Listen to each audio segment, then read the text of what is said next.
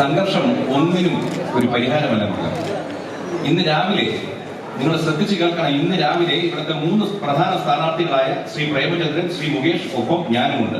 ഞങ്ങൾ 3 പേരും ഒരുമിച്ചിരുന്ന് ഭക്ഷണം കഴിച്ചു, തമാശകൾ പറഞ്ഞു, കൈ കൊടുത്തു, കെട്ടിപ്പിടിച്ചു പിരിയുന്നു. ഞങ്ങളെ ഇഷ്ടപ്പെടുന്ന 3 പേരും തമ്മിൽ എന്തിനാണ് അടി കൊടുത്തത്?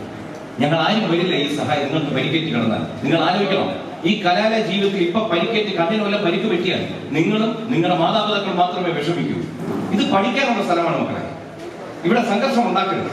എനിക്ക് ആരോടും വൈരാഗ്യമില്ല. ഇതിനകത്ത് SFIക്കാരോട് എനിക്ക് ദേഷ്യമുണ്ടോ? ഇല്ല. KSCക്കാരോടോ? ഇല്ല. കാരണം എന്റെ മക്കൾ ഏത് പാർട്ടിയിൽ വിശ്വസിക്കുന്ന പോലും എനിക്കറിയില്ല. ദയവ് ചെയ്ത് പഠിക്കുന്ന കാലത്ത് പഠിക്കുക മക്കൾ. ഒരിക്കലും ഈ അടി ഇടി കൊണ്ട് നടക്കില്ല. പിന്നെ തടയുന്നത് ഈ കോളേജിനകത്ത്, ഇത് ഭാരതത്തിനകത്ത്, കേരളത്തിനകത്ത്, കൊല്ലത്തടുത്ത കോളേജാണ്. ഈ കോളേജിൽ വരാൻ പാടില്ലെന്ന് എന്തെങ്കിലും നിയമമുണ്ടോ? ഇല്ല. വോട്ട് ചോദിക്കാൻ പാടില്ല നിയമമുണ്ടോ? ഇല്ല. ഇവിടുത്തെ മറ്റ് 2 സ്ഥാനാർത്ഥികൾ ഇവിടെ വന്നു പോയതാണ് ഞാൻ അറിഞ്ഞിരിക്കുന്നത്. ശ്രീ മുകേഷ്, അദ്ദേഹം 2 തവണ വന്നു പോയിരിക്കുന്നു. ഏതെങ്കിലും ABPക്കാർ തടഞ്ഞിട്ടുണ്ടോ? തടയാൻ മനസ്സിലാക്കണമെങ്കിൽ തടയരുത്. അവരെ സ്വീകരിക്കാൻ പോലും നമ്മൾ കൂടെ നിന്നേക്കണം. കാരണം എന്ന് വെച്ച് കഴിഞ്ഞാൽ നമുക്ക് ഇന്ത്യ എന്ന് പറയുന്ന എല്ലാവരെയും സ്വീകരിച്ച രാജ്യമാണ്. ഇവിടെ പ്രത്യേകിച്ച് ഞാൻ SFI മക്കളോട് പറയാം, എന്റെ പൊന്നുമക്കളെ, നിങ്ങൾ ഈ എല്ലാവരും ഫാസിസം ഫാസിസം എന്ന് പറഞ്ഞ് നരേന്ദ്രമോദിക്ക് നേരെ വിരൽ ചൂണ്ടുമായിരുന്നു. ഇന്ന് നിങ്ങൾ കാണിക്കുന്നതാണ് ഫാസിസം. ഭാരതത്തിലെ ഒരു പൗരനാണ് ഞാൻ, ടാക്സ് കൊടുത്ത് ജീവിക്കുന്ന ഒരു പൗരൻ. ഈ കോളേജിൽ എന്നെ തടയുന്നു.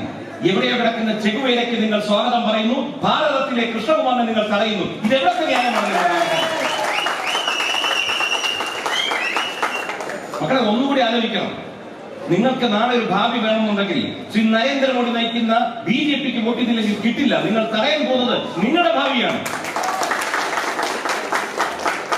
ഇവിടെ തന്നെ നിങ്ങൾക്ക് കാണാൻ പറ്റുന്ന വികസനം നിങ്ങൾ ആലോചിക്കണം. നിങ്ങളുടെ പ്രായം പോലും ഇല്ല. നിങ്ങളെല്ലാം 16-17 വയസ്സായിരിക്കണം, അല്ലെങ്കിൽ 18-20 ആയിരിക്കണം. എനിക്ക് 55 വയസ്സുള്ള വ്യക്തിയാണ്. 55 കൊല്ലം ഈ ഭൂമിയിൽ ജീവിച്ച് കണ്ടതാണ്.